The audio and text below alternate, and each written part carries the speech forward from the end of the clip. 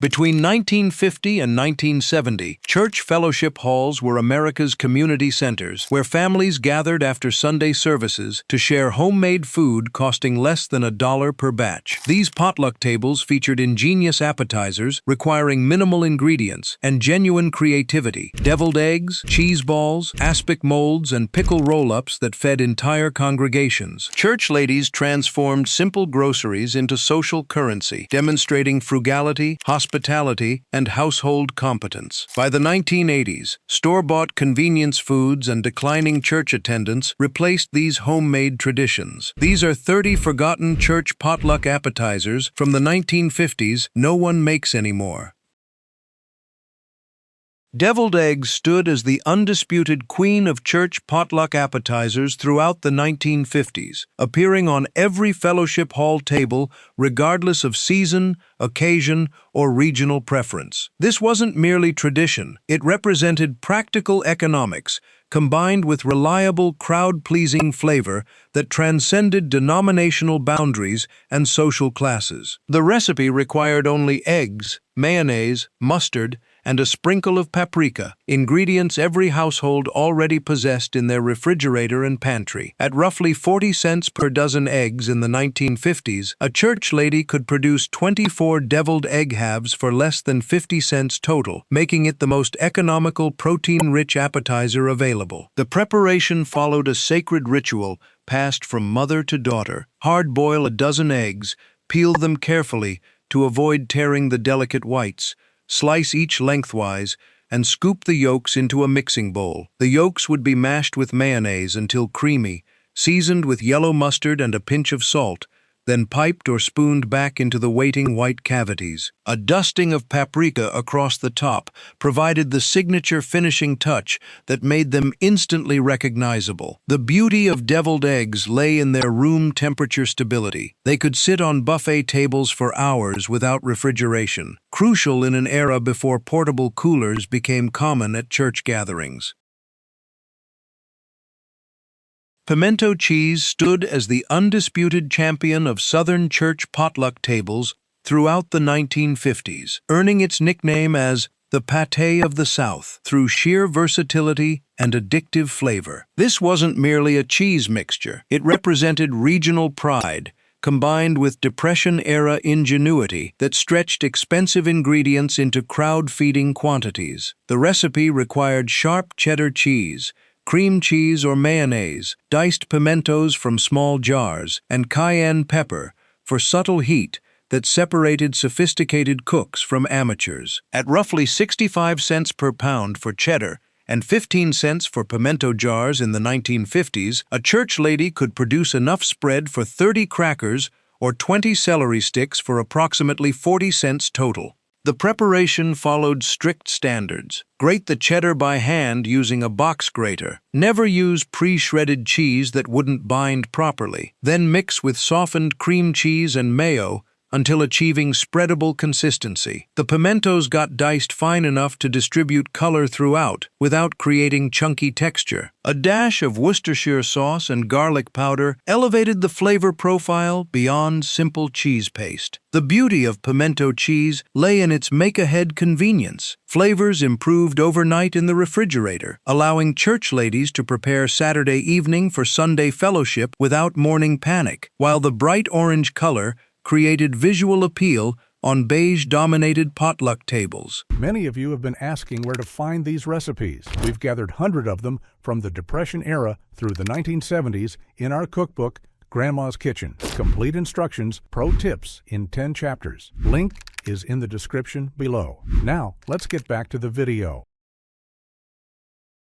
The cheese ball stood as the undisputed centerpiece of church potluck appetizer tables throughout the 1950s and 1960s, commanding attention through dramatic presentation and sophisticated flavors that mimicked expensive restaurant offerings. This wasn't merely cream cheese shaped into a sphere. It represented aspirational cooking combined with practical economics that transformed simple ingredients into impressive culinary showpieces worthy of special occasions. The recipe required cream cheese, butter, sharp cheddar, Worcestershire sauce, garlic powder, and coating options like chopped pecans, dried beef chips, or crushed pretzels for textured exterior. At roughly 25 cents per 8-ounce cream cheese block and 35 cents for small pecan bags in the 1950s, a church lady could produce one spectacular cheese ball serving 20 people for approximately 50 cents total. The preparation followed exacting technique. Soften cream cheese and butter to room temperature Saturday afternoon, beat until fluffy, then fold in grated sharp cheddar and seasonings before refrigerating overnight. Sunday morning required cold hands and wax paper to shape the chilled mixture into perfect spheres, then rolling in chopped nuts or beef to create dense coating coverage. The beauty of cheese balls lay in their self-serve convenience. Positioned on serving platters surrounded by crackers and spreading knives, they eliminated individual plating while creating communal dining experience that encouraged fellowship and conversation.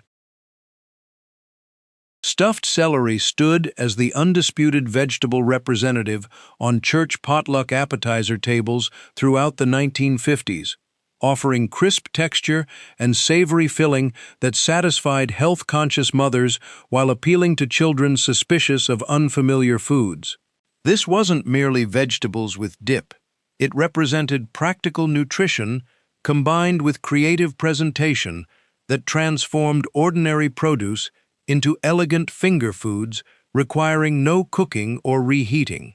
The recipe required fresh celery bunches, cream cheese or pimento cheese for filling, and optional garnishes like paprika, chopped olives, or green onions for visual interest.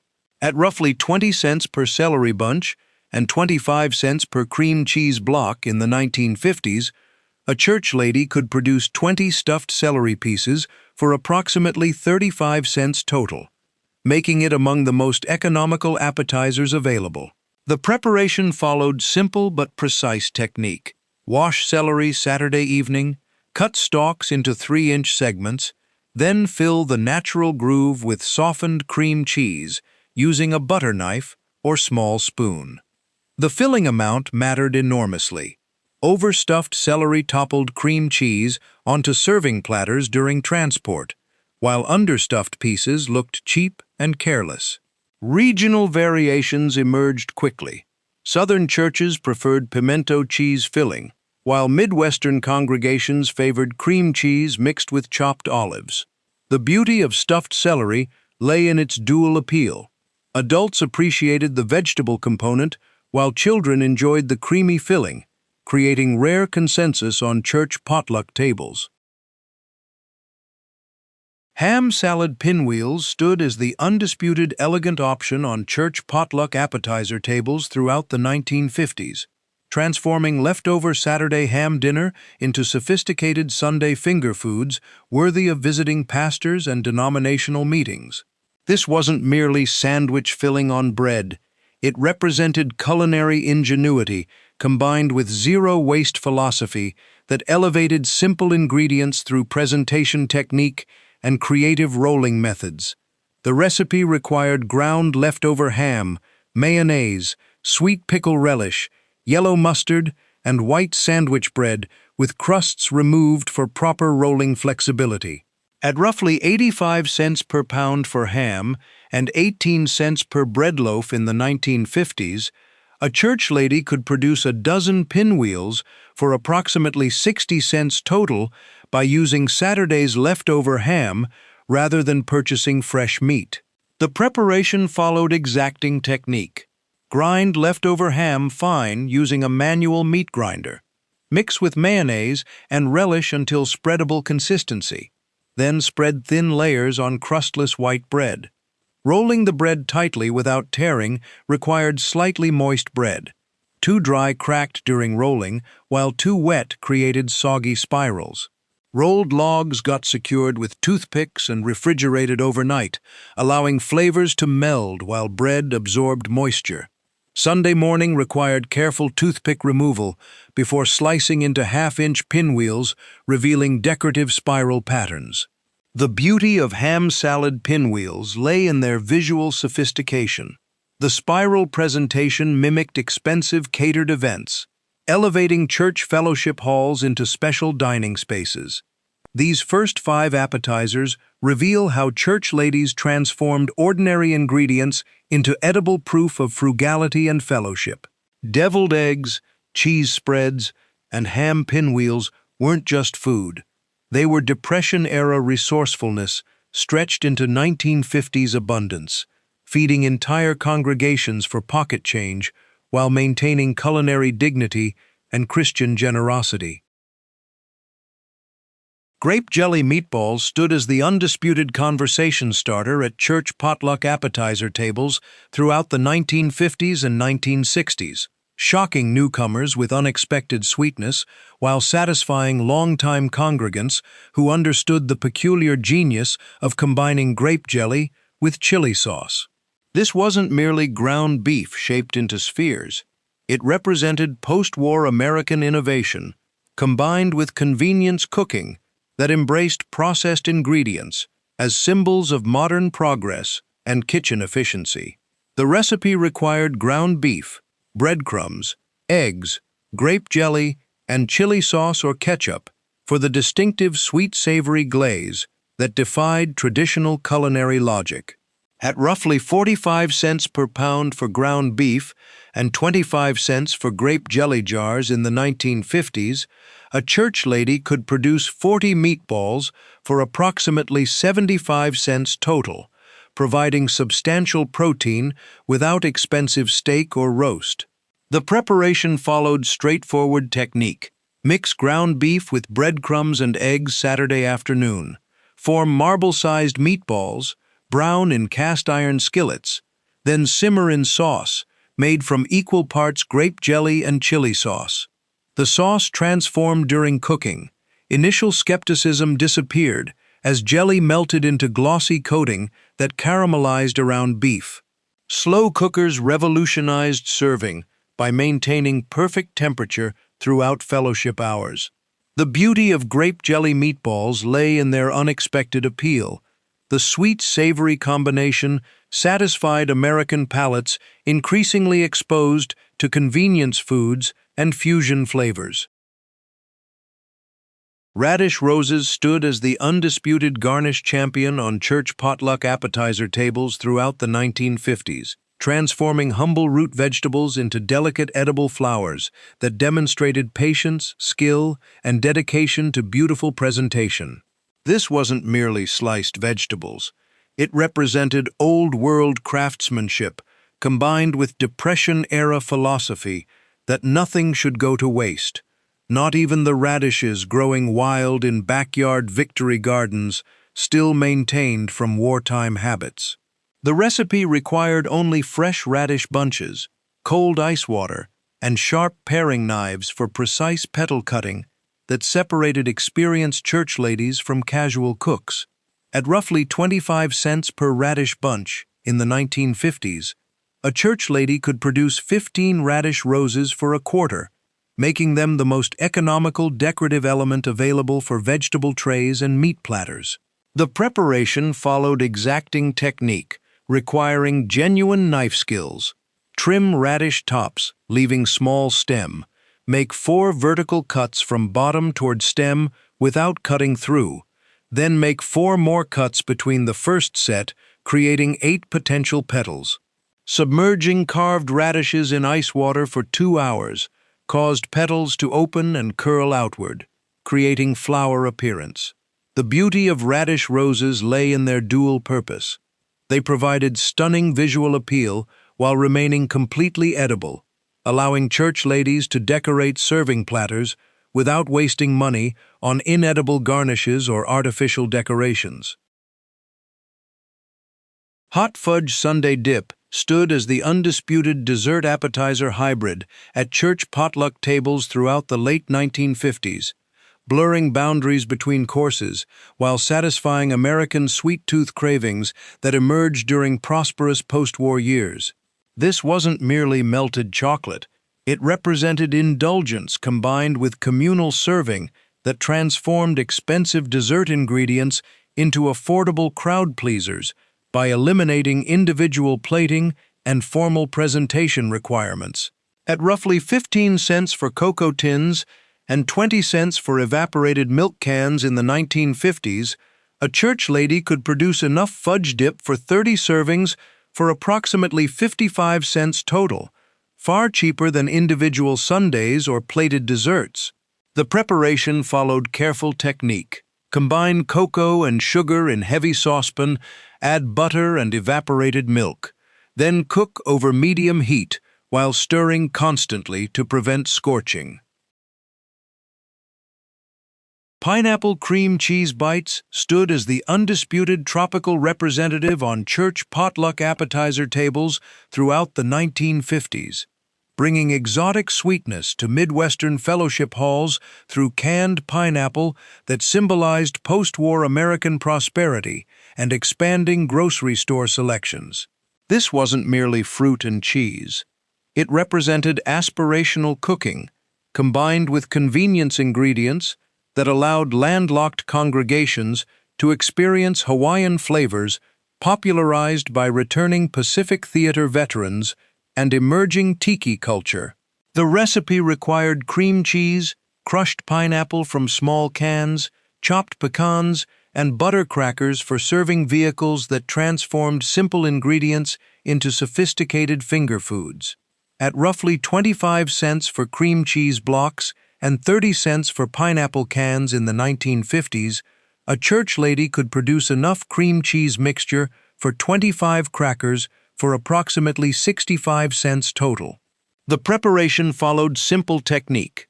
Soften cream cheese to room temperature Saturday evening.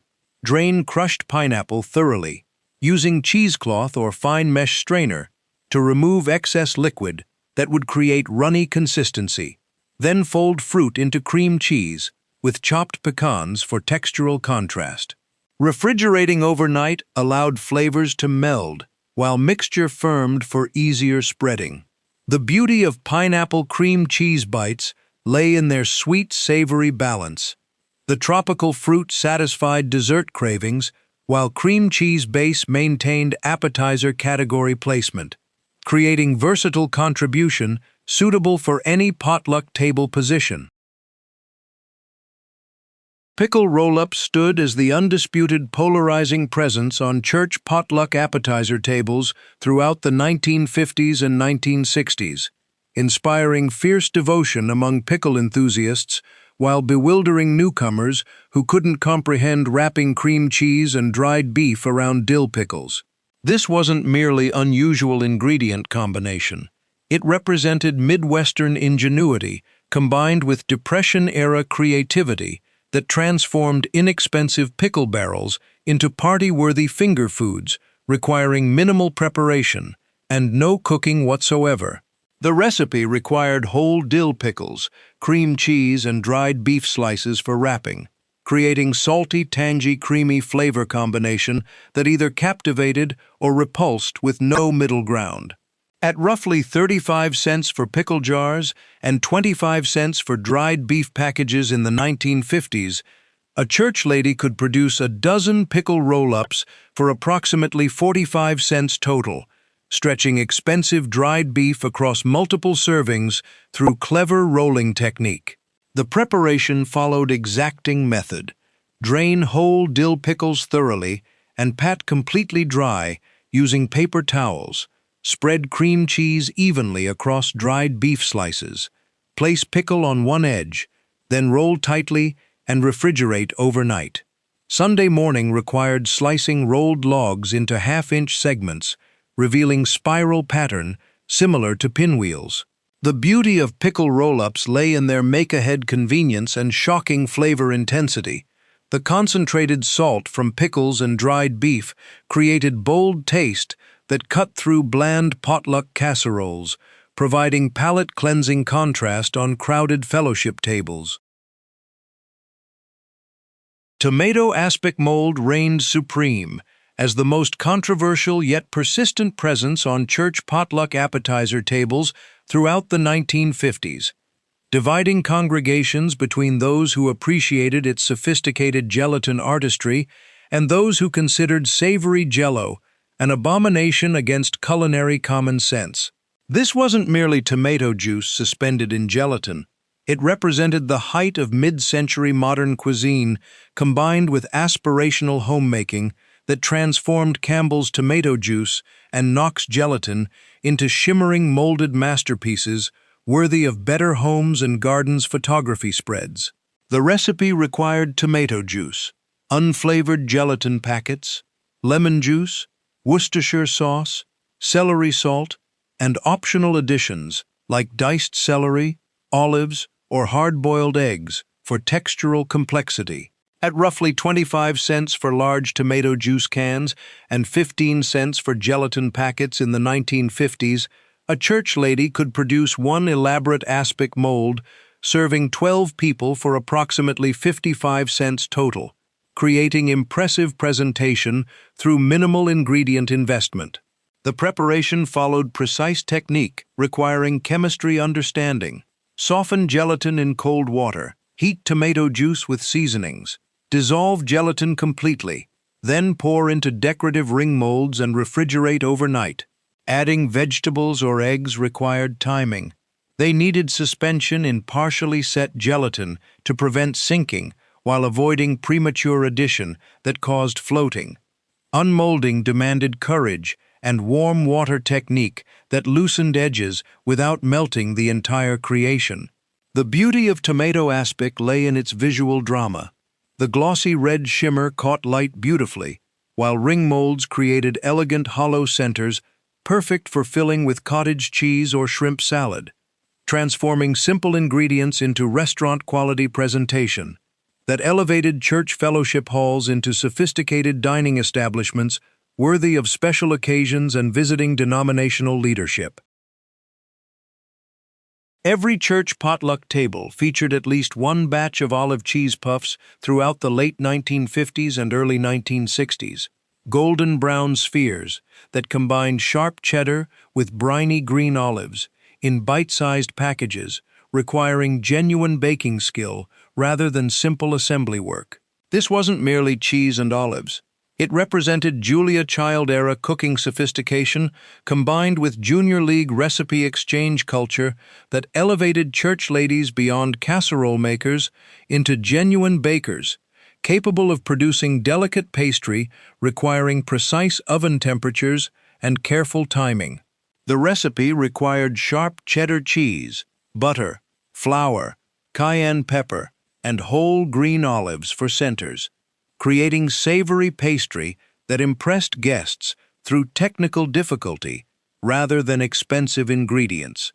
At roughly 65 cents per pound for cheddar and 35 cents for olive jars in the 1950s, a church lady could produce 3 dozen olive cheese puffs for approximately 70 cents total, though the recipe demanded significantly more kitchen labor than simple cheese balls or deviled eggs. The preparation followed exact technique.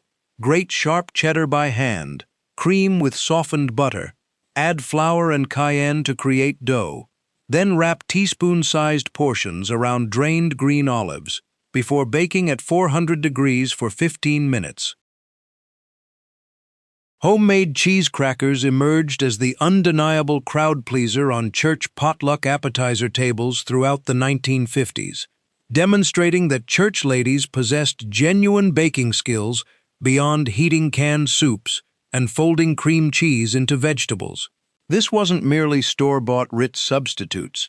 It represented homemaking pride combined with Depression-era self-sufficiency that rejected convenience products in favor of scratch cooking, requiring time, skill, and genuine culinary knowledge passed through generations of rural American women. The recipe required sharp cheddar cheese, butter, flour, salt, and cayenne pepper for subtle heat, creating crispy crackers that rivaled commercial brands while costing significantly less per serving. At roughly 65 cents per pound for cheddar and 50 cents for butter in the 1950s, a church lady could produce 5 dozen crackers for approximately 45 cents total, though the recipe demanded pastry expertise and proper oven temperature management that separated experienced bakers from amateurs. The preparation followed precise technique. Grate sharp cheddar finely. Cream with softened butter until light and fluffy. Add flour gradually to create stiff dough. Then roll thin and cut into squares or rounds before baking at 375 degrees. The dough required cold handling. Warm hands created greasy texture, while proper chilling produced flaky layers. Sausage balls dominated church potluck breakfast tables and appetizer spreads throughout the 1950s and 1960s, combining ground pork sausage with Bisquick baking mix in an ingenious partnership between home cooks and Betty Crocker convenience products. This wasn't merely meat formed into spheres. It represented the marriage of traditional Southern cooking with modern convenience ingredients that allowed working women to maintain homemaking standards while managing increasingly busy schedules, balancing church activities, family responsibilities, and emerging workforce participation. The recipe required breakfast sausage, Bisquick mix, and sharp cheddar cheese for binding, creating savory bites requiring no additional seasoning because sausage provided sufficient salt and spice. At roughly 55 cents per pound for sausage and 40 cents for Bisquick boxes in the 1950s, a church lady could produce 4 dozen sausage balls for approximately 80 cents total, making them among the more expensive appetizers but justified by substantial protein content and crowd-pleasing appeal that guaranteed empty serving platters. The preparation followed straightforward technique, requiring strong hands. Combine raw sausage with Bisquick and grated cheddar. Mix thoroughly until fully incorporated. Cream cheese and olive sandwiches established themselves as the refined choice on church potluck appetizer tables throughout the 1950s, representing genteel Southern hospitality combined with tea party sophistication that elevated casual fellowship halls into elegant dining spaces worthy of ladies' auxiliary meetings and missionary circle gatherings. This wasn't merely sandwich filling between bread. It represented aspirational entertaining combined with careful presentation that transformed simple ingredients through precise cutting technique and delicate assembly requiring patience and attention to visual detail over speed or convenience. The recipe required cream cheese, chopped green olives with pimentos, white sandwich bread, and butter for spreading, creating finger sandwiches that mimicked expensive catered events through careful execution rather than costly ingredients. At roughly 25 cents for cream cheese blocks and 35 cents for olive jars in the 1950s, a church lady could produce a dozen tea sandwiches for approximately 50 cents total by carefully managing bread usage and preventing waste through efficient cutting patterns. The preparation followed exacting technique. Soften cream cheese to room temperature Saturday evening.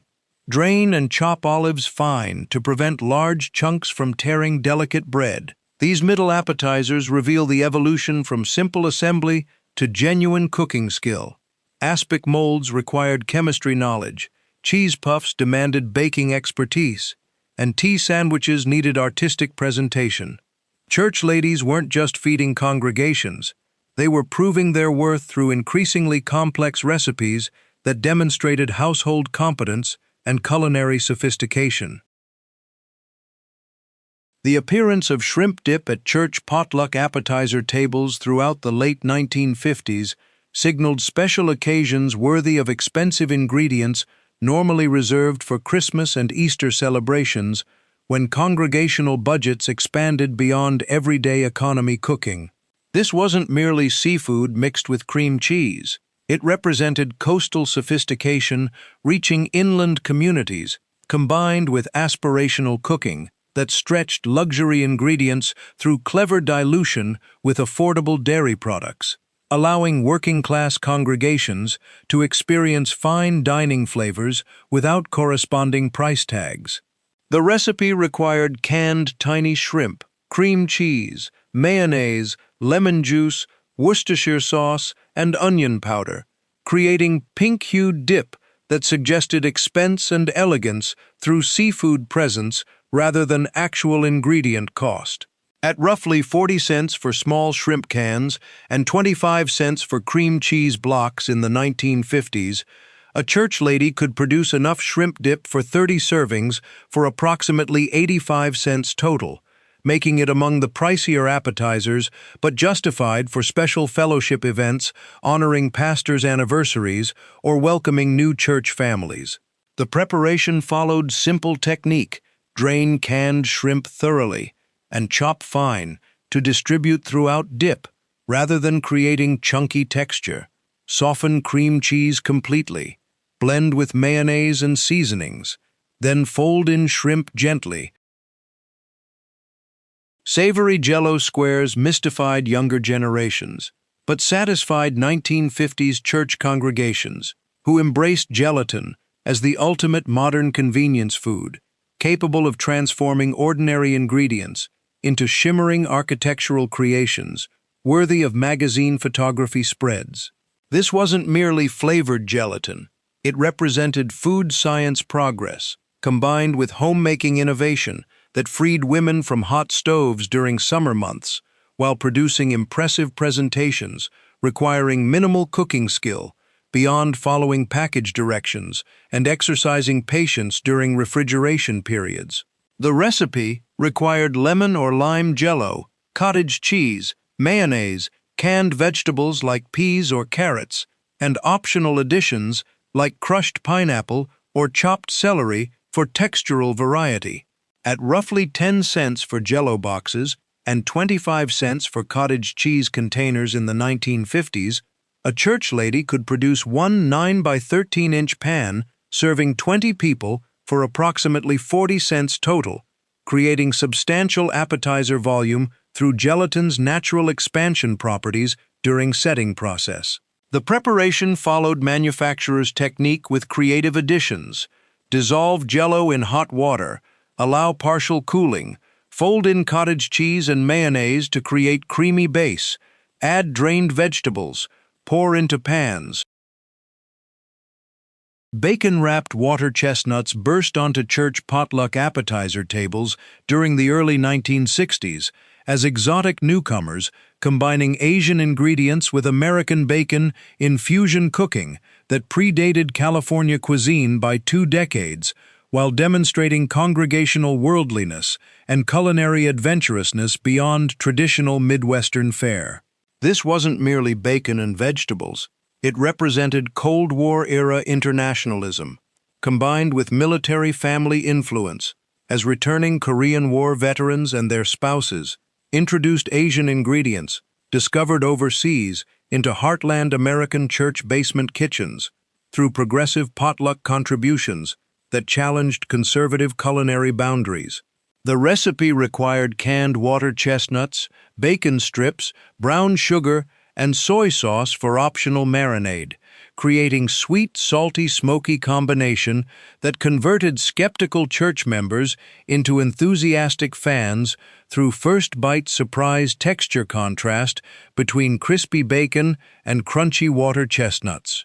At roughly 45 cents for bacon pounds and 30 cents for water chestnut cans in the 1960s, a church lady could produce 2 dozen wrapped appetizers for approximately 75 cents total, though the recipe demanded significant preparation time because individual wrapping and toothpick securing couldn't be rushed without sloppy presentation. Vienna sausage wraps provided practical protein on church potluck appetizer tables throughout the 1950s, when limited refrigeration and food safety concerns made shelf-stable canned meats essential for fellowship events lacking modern kitchen facilities or reliable cold storage capabilities. This wasn't merely canned sausages on crackers.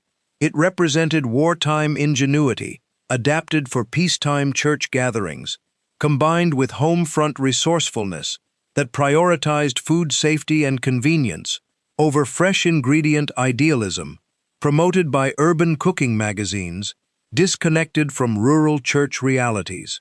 The recipe required Vienna sausages, refrigerated crescent roll dough, and optional mustard for dipping, creating handheld appetizers that satisfied hungry men and children while requiring minimal cooking skill, beyond reading package directions and managing basic oven temperatures. At roughly 35 cents for Vienna sausage cans and 40 cents for crescent roll tubes in the 1950s, a church lady could produce 16 wrapped sausages for approximately 60 cents total, stretching expensive fresh meat budget through economical canned alternatives that provided protein without refrigeration anxiety or spoilage risk. The preparation followed straightforward technique. Drain Vienna sausages and pat dry. Unroll crescent dough and separate triangles. Wrap each sausage in dough piece. Place seam side down on baking sheets. Then bake at package-directed temperature until golden brown. The wrapping needed snug fit, without stretching dough too thin. Slightly overlapping edges prevented unwrapping during baking. The beauty of Vienna sausage wraps lay in their child-friendly appeal and room temperature stability. They remained safe and palatable hours after baking, without refrigeration, eliminating food safety concerns that plagued mayonnaise-based salads and cream cheese spreads during extended fellowship hours in church basements lacking adequate cooling facilities or temperature-controlled environments required for perishable ingredient safety. Chex Party Mix revolutionized church potluck appetizer tables during the late 1950s, when Ralston Purina launched aggressive marketing campaigns promoting their breakfast cereal as sophisticated cocktail party snack, worthy of adult entertaining beyond children's breakfast bowls. This wasn't merely cereal in bags. It represented corporate recipe development combined with television advertising that convinced homemakers they needed specific branded products to achieve social success, and entertaining competence validated through nationally distributed recipes appearing in women's magazines and product packaging. The recipe required wheat Chex, rice Chex, corn Chex cereals, mixed nuts, pretzels, butter, Worcestershire sauce, and seasoned salt for coating, creating savory snack mix offering textural variety and bold flavors that competed with traditional church appetizers through modern convenience and keeping quality. At roughly 20 cents per Chex boxes and 35 cents for mixed nuts in the 1950s, a church lady could produce 12 cups of party mix for approximately 55 cents total, creating substantial volume that fed crowds while appearing generous without corresponding expense. The preparation followed specific technique requiring oven monitoring. Melt butter with Worcestershire and seasonings. Pour over cereal nut mixture spread in roasting pans. Bake at 250 degrees for 1 hour while stirring every 15 minutes to ensure even coating and prevent burning. The stirring discipline separated successful batches from scorched failures requiring disposal. Cooling completely before storage prevented sogginess. The beauty of Chex Party Mix lay in its revolutionary keeping quality. Properly stored in airtight containers, it remained crispy for weeks, allowing church ladies to prepare ahead for multiple events, while eliminating last-minute cooking stress and transportation concerns that plagued delicate appetizers requiring careful handling and immediate serving after preparation completion. It's the miniaturization of classic club sandwiches into bite-sized appetizers transformed church potluck tables throughout the early 1960s, when finger food culture replaced formal plated dining as the preferred fellowship format for busy congregations managing increasingly packed Sunday schedules. This wasn't merely cutting sandwiches smaller.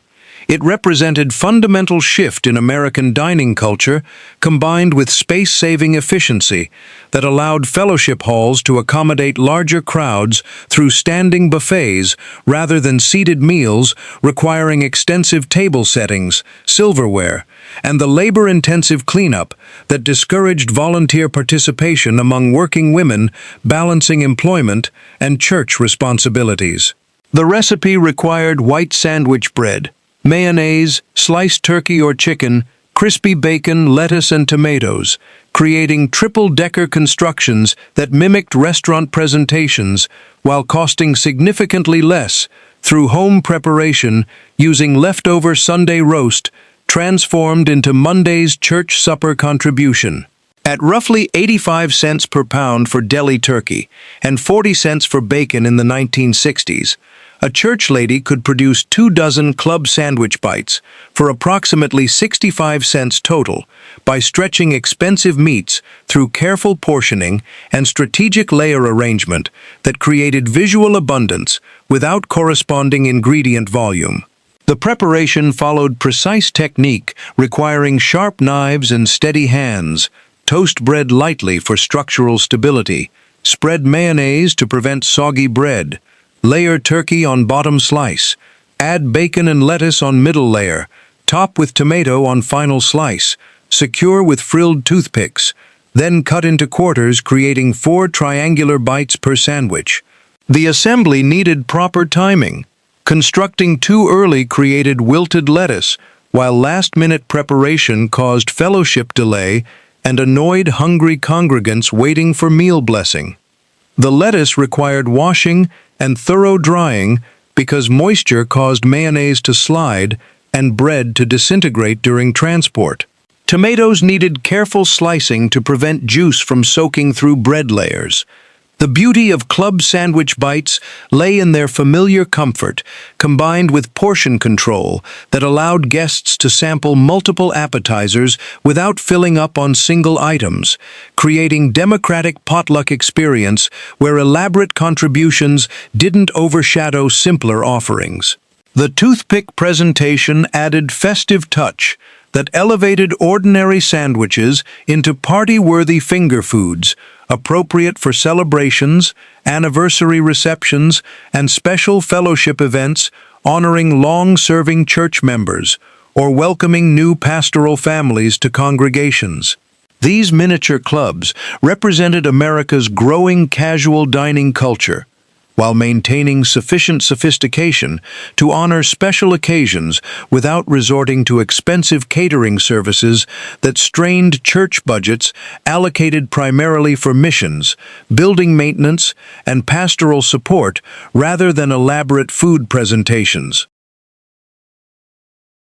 Card party culture infiltrated church social events throughout the 1950s, despite denominational disapproval of gambling, creating demand for sophisticated snacks like Euchre Special crackers that accompanied evening fellowship gatherings where church ladies played acceptable non-betting card games while their husbands attended deacon meetings.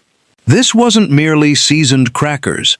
It represented negotiated space between religious prohibition and social recreation, combined with women's determination to maintain community connections beyond Sunday services through weeknight activities that didn't technically violate church doctrine, forbidding worldly entertainment.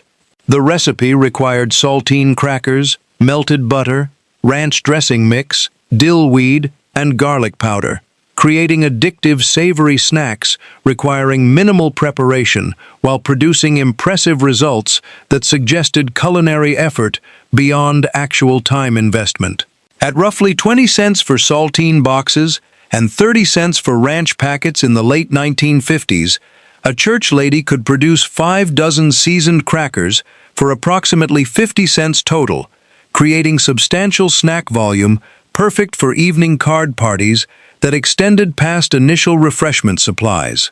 The preparation followed simple technique that even novice cooks managed successfully. Arrange saltines on baking sheets. Melt butter with ranch mix and seasonings. Brush mixture over crackers generously. Bake at 250 degrees for 15 minutes until crispy and fragrant. The butter needed complete melting for even distribution, while crackers required spacing to prevent sticking during baking. Cooling on wire racks maintained crispness, while storing warm crackers created condensation that ruined texture. The beauty of Euchre Special crackers lay in their make-ahead convenience and keeping quality. Stored in airtight containers, they remained crispy for days, allowing church ladies to prepare midweek for weekend events while managing household responsibilities, childcare, and the increasing employment obligations that characterized women's expanding roles during post-war suburban development. These crackers represented subtle rebellion against stricter interpretations of religious recreation rules while maintaining plausible deniability through their association with innocent card games rather than actual gambling, allowing congregations to create social bonds that strengthened church communities without triggering denominational censure or pastoral disapproval that could divide fellowship and discourage participation in church activities beyond required Sunday worship attendance. His whimsical presentation distinguished dunce cap sandwiches as the most creative contribution to church potluck appetizer tables throughout the late 1950s, when homemaking magazines promoted elaborate food styling as essential skill for modern women competing for social status through entertaining prowess. This wasn't merely rolled sandwiches. It represented domestic creativity, combined with competitive homemaking, that transformed simple lunch meat into architectural creations, requiring origami-like folding technique and artistic vision beyond basic cooking competence. The recipe required white bread, cream cheese, deli ham or bologna, and decorative toothpicks, creating cone-shaped sandwiches that stood upright on serving platters like miniature party hats celebrating fellowship gatherings. At roughly 18 cents per bread loaf and 40 cents for sliced ham in the 1950s, a church lady could produce 15 dunce cap sandwiches for approximately 70 cents total, though the recipe demanded significantly more preparation time than flat sandwiches because individual shaping and structural engineering required patience and multiple attempts before achieving proper cone formation that maintained shape during transport. The preparation followed complex technique rarely seen in church basements. Spread cream cheese on crustless bread squares. Place ham slice diagonally. Roll into cone shape starting from one corner. Secure with decorative toothpicks. Depression-era naming conventions persisted in church potluck culture through appetizers like free lunch spread that recalled speakeasy traditions, offering complimentary food with beverage purchases, though 1950s church versions eliminated alcohol references while maintaining sardonic humor. This wasn't merely canned fish paste. It represented generational memory, combined with inside joke naming that connected older church members to shared hardship experiences while confusing younger congregants unfamiliar with Prohibition-era saloon culture their grandparents remembered vividly. The recipe required canned sardines, cream cheese, lemon juice, Worcestershire sauce, and minced onion, creating pungent spread that divided congregations between seafood enthusiasts and those who considered sardines inedible regardless of preparation method. At roughly 25 cents for sardine cans and 25 cents for cream cheese in the 1950s, a church lady could produce enough spread for 20 crackers for approximately 40 cents total, making it among the most economical appetizers available while simultaneously being among the most controversial due to strong fishy aroma that permeated fellowship halls and clung to serving utensils despite thorough washing. The preparation followed straightforward technique. Drain sardines thoroughly and mash completely with fork. Soften cream cheese to room temperature. Blend together with lemon juice and seasonings until smooth paste formed. Add minced onion for texture. Refrigerate overnight to mellow flavors and firm consistency for easier spreading. The mashing needed patience because incompletely broken sardines created chunky texture that reminded eaters they consumed whole fish rather than refined spread. The beauty of free lunch spread lay in its nutritional density. Sardines provided omega-3 fatty acids, calcium from edible bones, and substantial protein in concentrated form that satisfied hungry church members through small portions, making it ideal appetizer for congregations managing tight food budgets while maintaining hospitality standards that welcomed all visitors regardless of economic circumstances. The name itself sparked conversations among older members who shared depression memories with younger generations, creating intergenerational connections through food that transcended simple nutrition to become edible oral history-preserving community experiences. These final 10 appetizers reveal how church potluck culture evolved from simple economy to creative presentation and social competition. Club sandwiches became architectural miniatures, crackers gained whimsical names, and dessert dips challenged traditional course boundaries. Church ladies weren't just feeding congregations, they were negotiating social status, preserving cultural memory, and adapting to changing American dining culture. Exotic naming conventions elevated ordinary church potluck appetizers throughout the 1950s, when Panama Canal history still resonated with congregations whose fathers and uncles had served in Caribbean engineering projects that symbolized American technological prowess and imperial ambition. This wasn't merely egg salad on toast. It represented historical commemoration combined with educational homemaking that transformed fellowship hours into informal history lessons, where food presentations sparked conversations about engineering achievements, tropical diseases conquered during construction, and the geopolitical importance of waterway control during wartime logistics planning. The recipe required hard-boiled eggs, mayonnaise, sweet pickle relish, bread rounds cut with biscuit cutters, and paprika for the distinctive orange-tinted presentation suggesting tropical sunsets over Panamanian jungles. At roughly 40 cents per dozen eggs and 18 cents for bread loaves in the 1950s, a church lady could produce 30 canapés for approximately 75 cents total. The preparation followed decorative technique, or spread in decorative waves suggesting water flow through canal locks. Garnish with parsley representing jungle vegetation cleared during construction. The presentation needed geographical accuracy, because knowledgeable church members scrutinized historical details, and incorrect arrangement suggested ignorance or careless preparation that dishonored the engineering achievement being commemorated. The beauty of culebra-cut canapés lay in their conversation-starting capacity. Older men shared military service stories about tropical deployments, while younger members learned American history through food presentations that made abstract textbook knowledge tangible and memorable through sensory experience.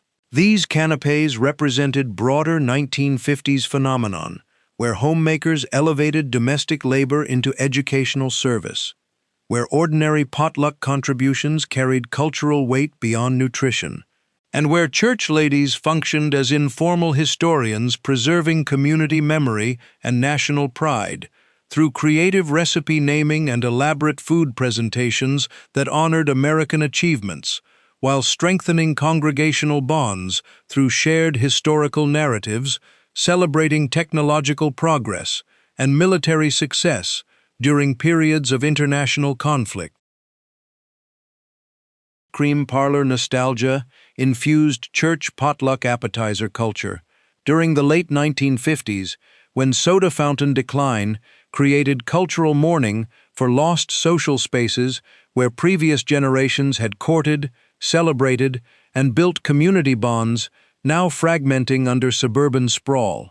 This wasn't merely chocolate and peanut spread, it represented collective memory preservation combined with deliberate resistance against fast food homogenization that threatened regional culinary traditions and the personal service relationships that characterized small-town American life before interstate highway systems redistributed populations away from downtown commercial districts into residential developments lacking neighborhood gathering spaces.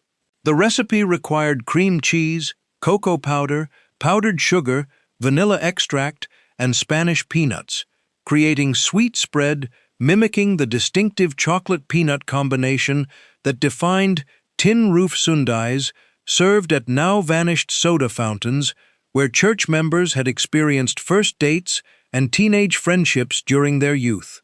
At roughly 25 cents for cream cheese and 25 cents for peanut bags in the 1950s, a church lady could produce enough sundae spread for 25 servings for approximately 55 cents total, recreating nostalgic flavors through affordable ingredients that evoked expensive ice cream memories without corresponding costs.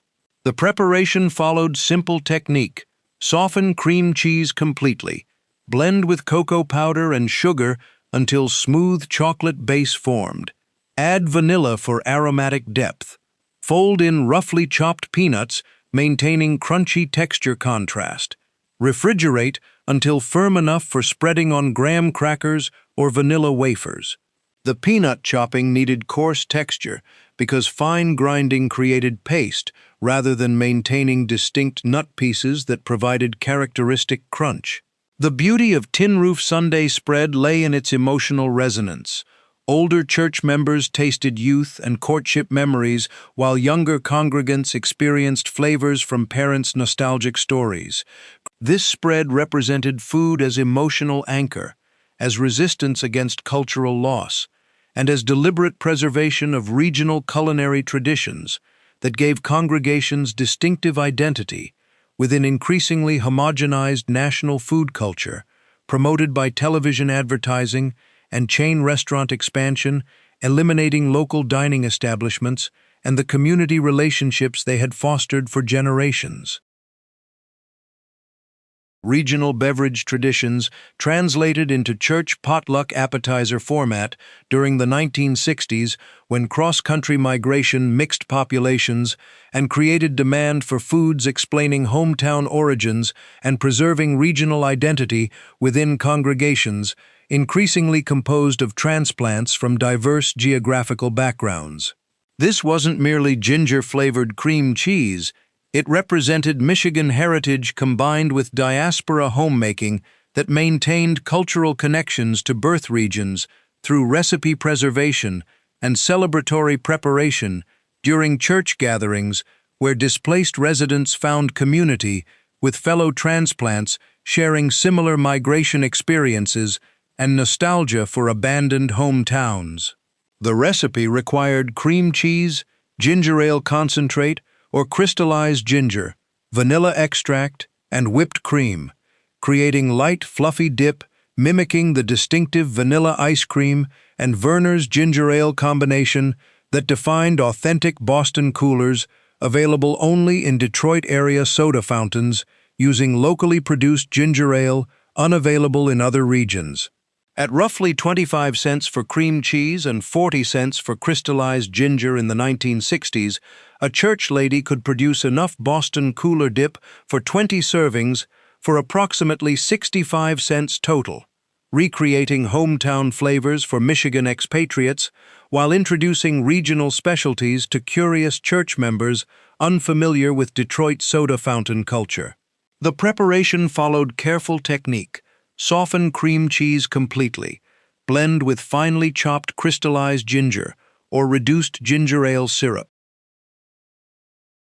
Root beer float traditions inspired creative naming for church potluck appetizers during the early 1960s, when soda fountain vocabulary still resonated with congregations mourning the decline of downtown social institutions that had anchored community life before suburban migration. This wasn't merely brown-tinted cheese.